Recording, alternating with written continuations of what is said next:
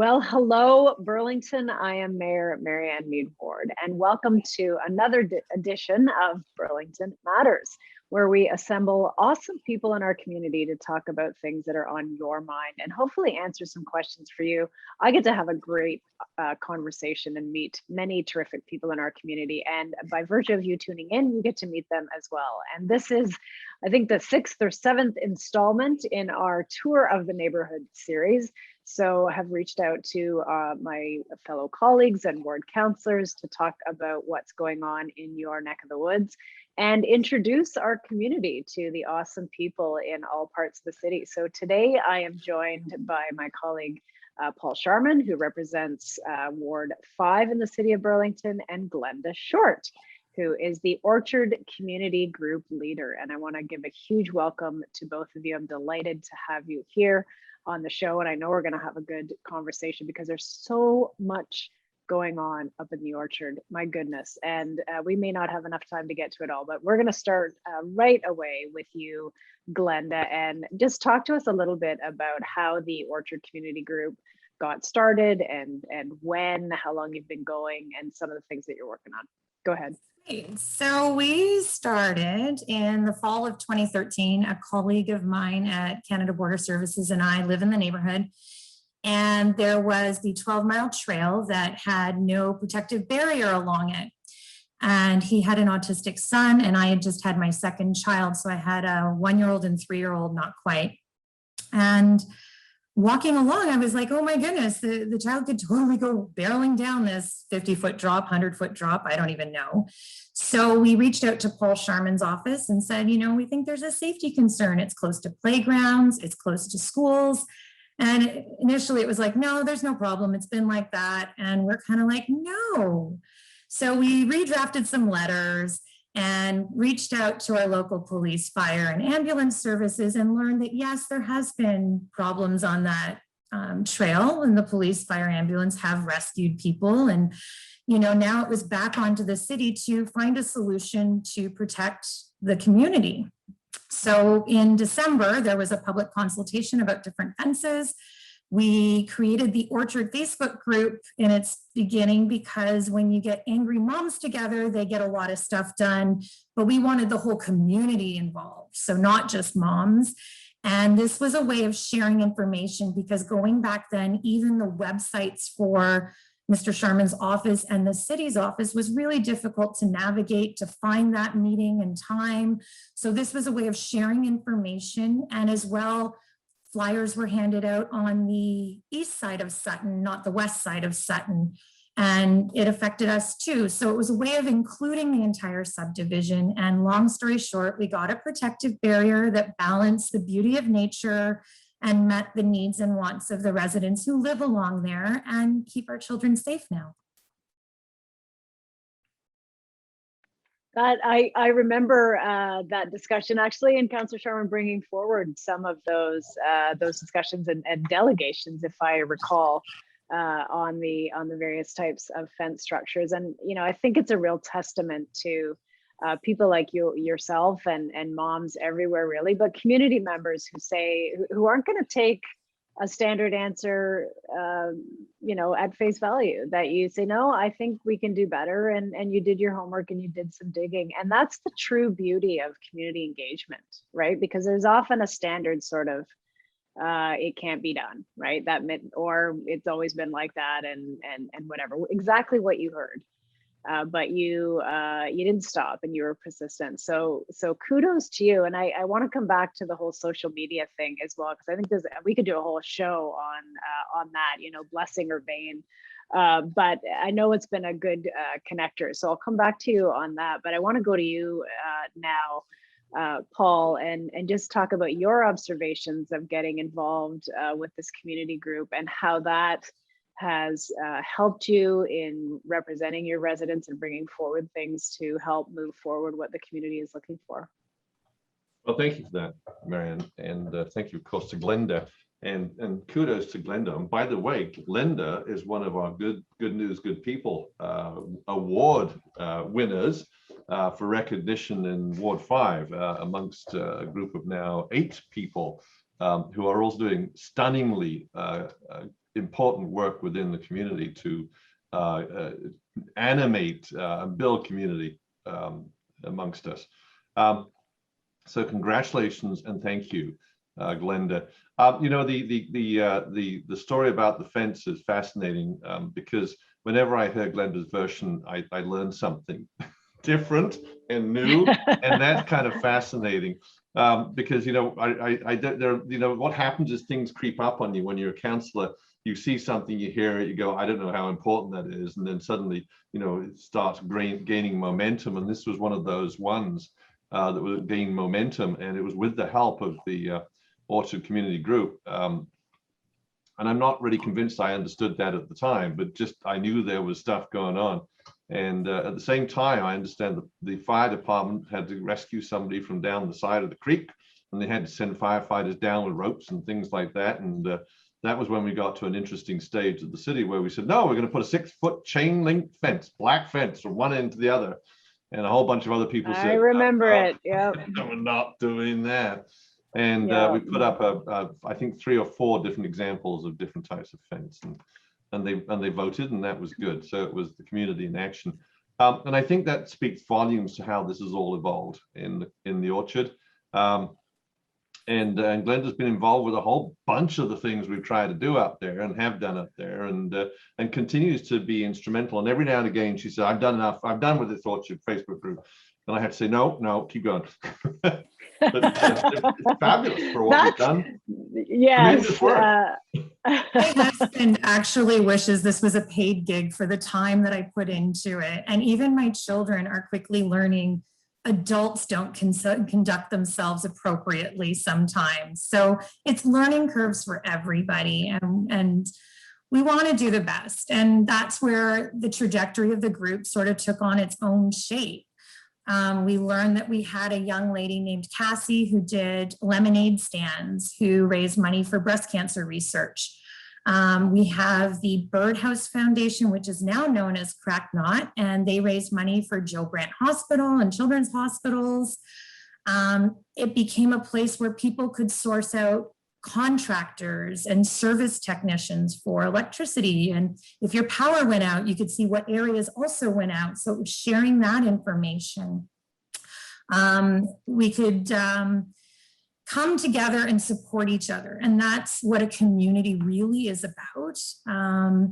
We've organized different events where periods of time of year, for example, end of school year, we notice a lot of the young people hanging out and doing property destruction. So one of our members reached out to Halton Police and organized a community meeting to say, hey, what can we do to solve this problem as a group?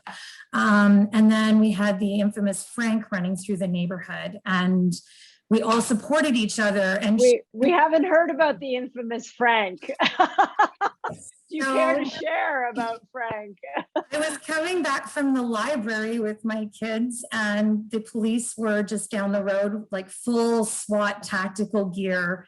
And I got in the house and a neighbor called and said, hey, do you see the police? I said, yes, what's going on? And they said, they're trying to find a guy who might be armed and dangerous in the neighborhood. And we're like, what? And I check my vehicle to make sure I locked it, and the police were there and said, get back in your house. I'm like, yes, and we hung out in our house like the whole day under lock and key kind of thing while they were looking for this escaped gentleman that they were trying to arrest and execute a warrant for. So it was a crazy story. It was, and after that event, I think I had like 500-600 people request to join this group. Yes. It was a way of sharing, and that's something I had to balance, because while there's a police investigation, we can't be sharing this because the perpetrator may tap into this. So we had to delicately share information, but also protect the investigation and the integrity of that. So that was a fun time.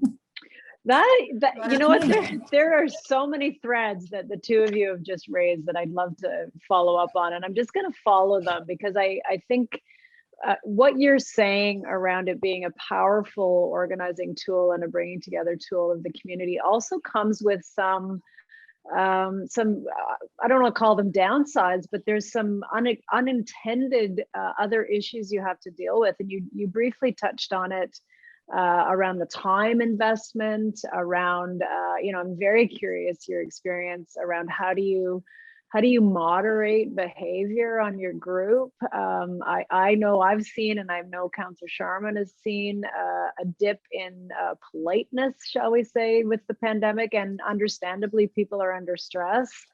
But we're all under different kinds of stress, and lashing out doesn't help. And then something like this, where you have to all of a sudden become an expert in what can be shared during a police investigation. Like it really is quite mind-boggling. But here you are, you're stuck in it.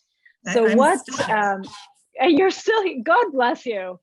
And I can see why you're one of the good news, good people stories, which we're going to come back to, because I know there's such a great story in that too that I want Councillor Sharman to talk to us about. But so how do you navigate that? Do you have protocols? How have you kind of worked through? Yes, we're a big group together and everybody's welcome, but we need to police ourselves or moderate ourselves, because as you said, the kids are watching, and what they see us adults do isn't always very exemplary.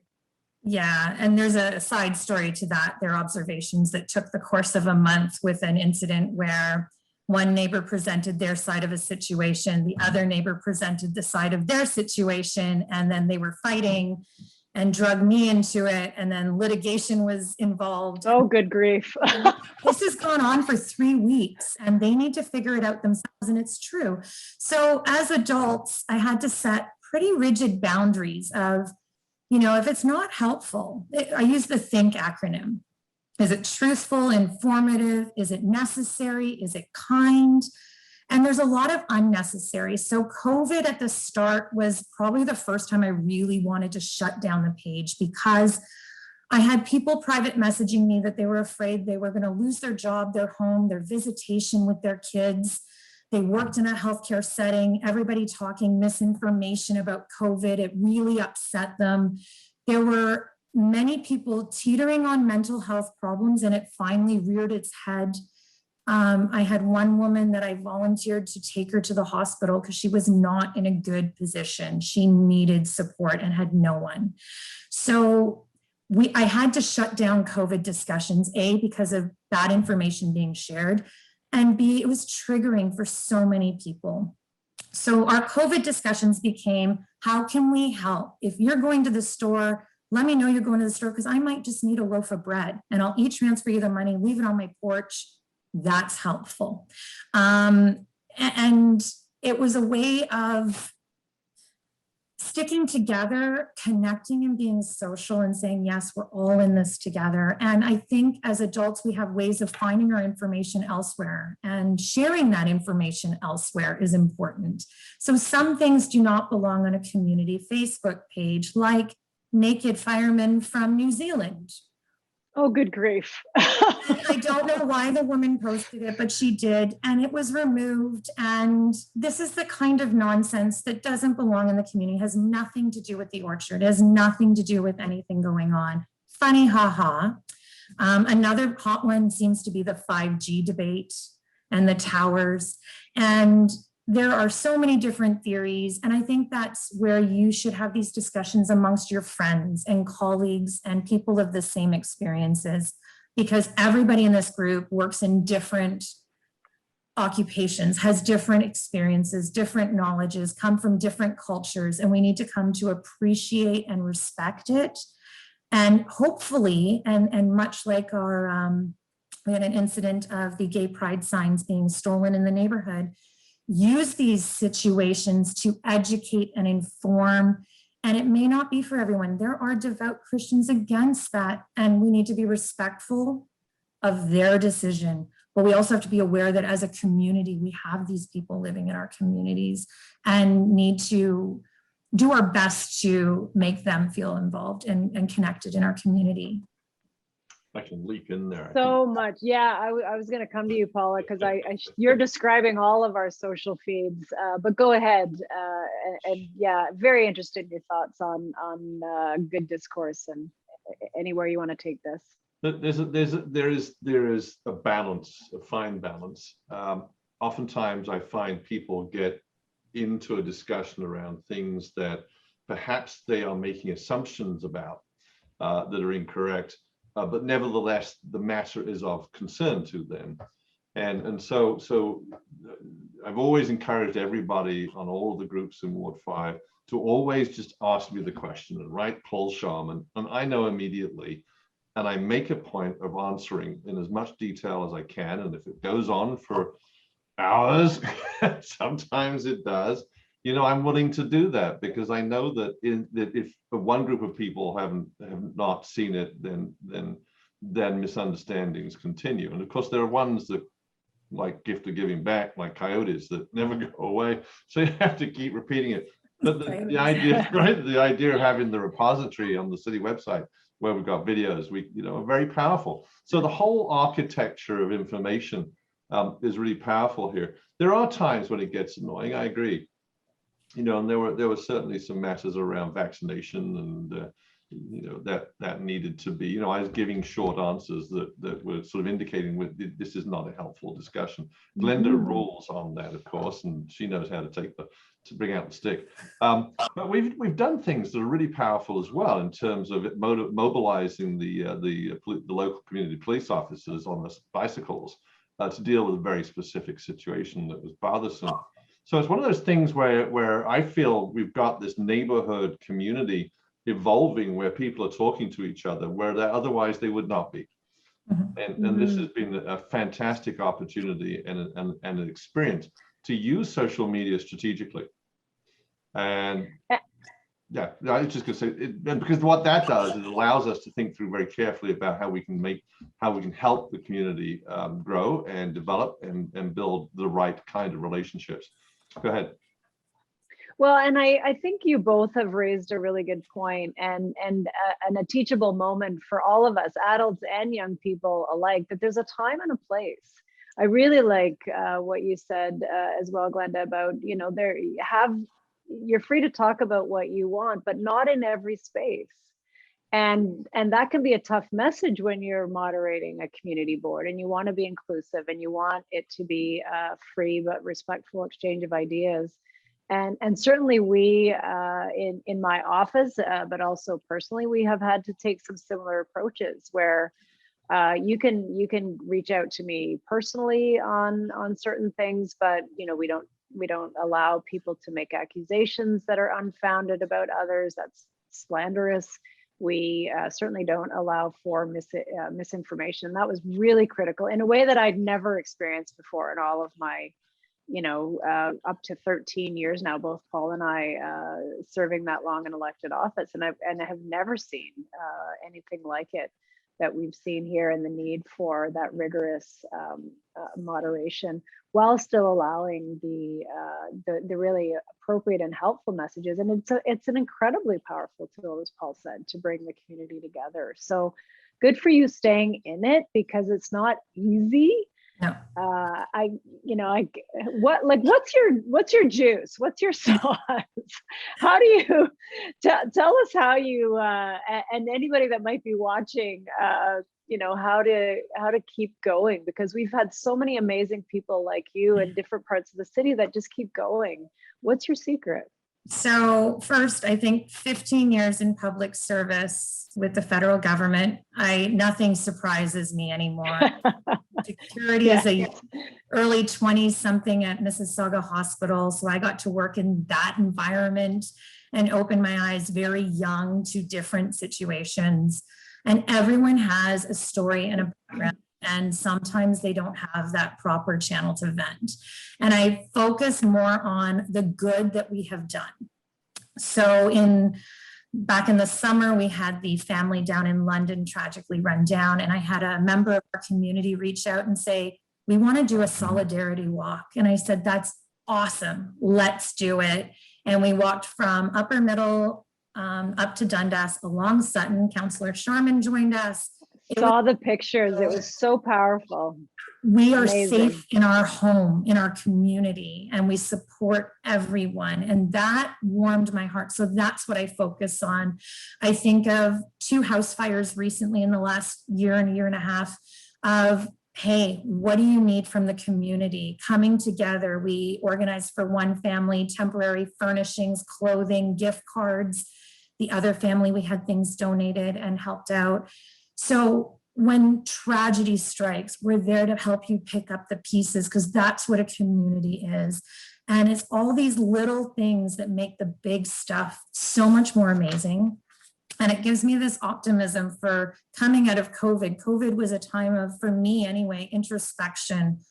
How do I want to connect with my community? What can we do for it? And I realized I need a team. So I've got 3 other moderators. Tim Moss, I've got Al Rickles, and I've got Shannon Thompson, and I just brought on a moderator, Amit, and they help me chew things over. Is this right? Am I being too harsh? So they're my sounding board. They're awake Awesome. in the morning, sometimes marking, or so, because I keep a pretty rigid schedule, but you know, it's that support. And my family, like when my kids say they're so proud of all I do in the orchard, and people on the playground come up and say, are you? Or at the Walmart and they're waving. It's really fun. Like, and especially now when you only see like your eyes, so you're not sure. Yes, so, I don't know how people continue to recognize me anymore, but they do. And, you know, good for you. I mean, it's just incredible. You're obviously an optimist. You're obviously very resilient and resourceful. I think that is a huge key, is to build a support network. You know, none of us get through this life or get through anything good that we do alone. It's always with the support of others around us. And what an incredible and timely message for us. Paul, I want to come to you because you know, I really just love what you're doing with the Good News Good People. There are such good people like Glenda in our community. Can you talk to us a little bit?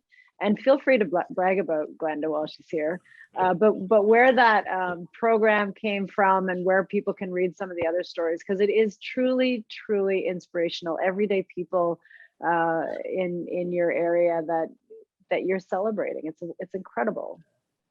Well, thank you for that. I don't take credit for the wonderful work of these folks. I'm going to start off by saying, with respect to Glenda and to all of the people who've been recognized, the thing about leaders is the followers, not necessarily the leaders, and it is that people who follow perceive something about that leader that they find they can trust and they believe in, and they therefore kind of make them into a community, give them an opportunity to serve the community.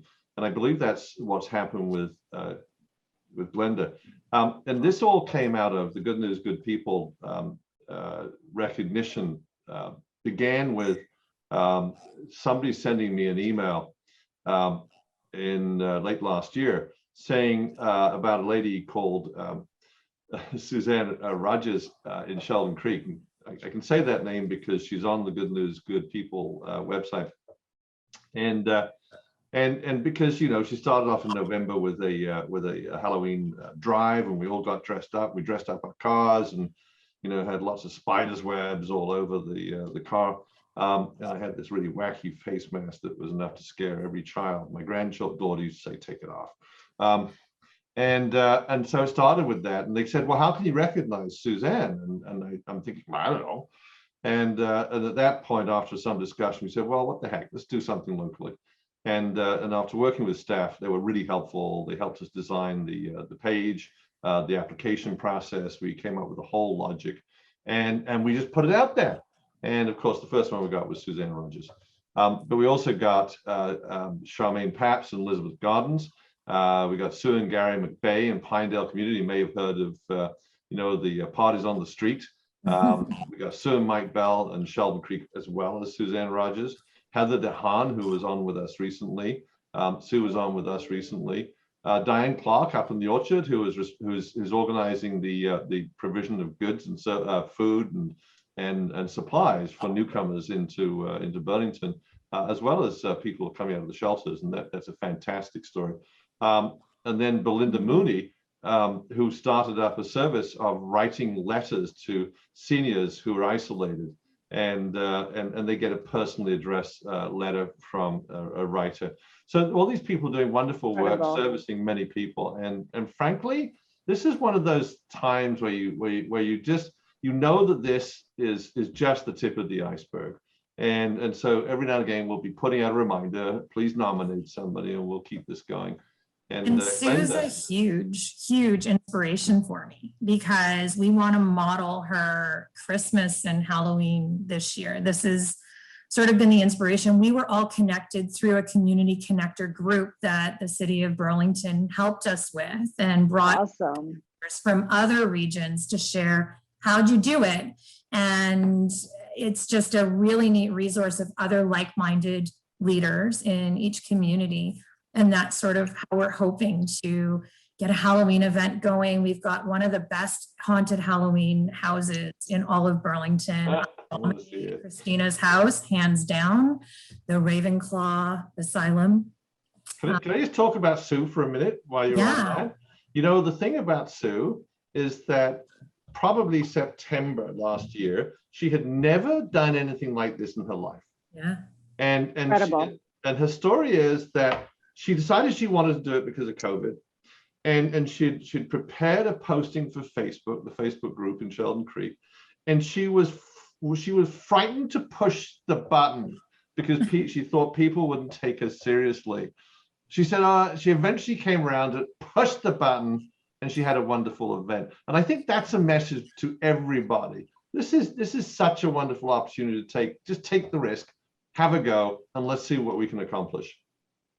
Very well said. And we are just about out of time. I told you it would fly by fast. I could talk for another hour with the two of you, and so inspirational. I was going to ask you what's coming up, and you touched on Halloween. I know Councillor Sharman has the Appleby Lime Street Fest, which is September 19th, and the Orchard on September 18th. And the Orchard on the 18th. On the 18th, and we have a neighborhood cleanup organized by the Burlington Dads here in the Orchard. And awesome. We do our Christmas parade and caroling in the park with the Alexander's Marching Band, if all goes well. So we did that in 2019, and everybody loved it. I found the best Mr. and Mrs. Claus, and I'm hoping we can pull that off with food and drink this time. Awesome. Yes. So wander over to the Orchard Community Group Facebook page. We are out of time. Such good things coming up. A huge thank you to both of you. Glenda Shortt, who's the head of the Orchard Community Group. Of course, my colleague, Ward 5 Councillor Paul Sharman is here.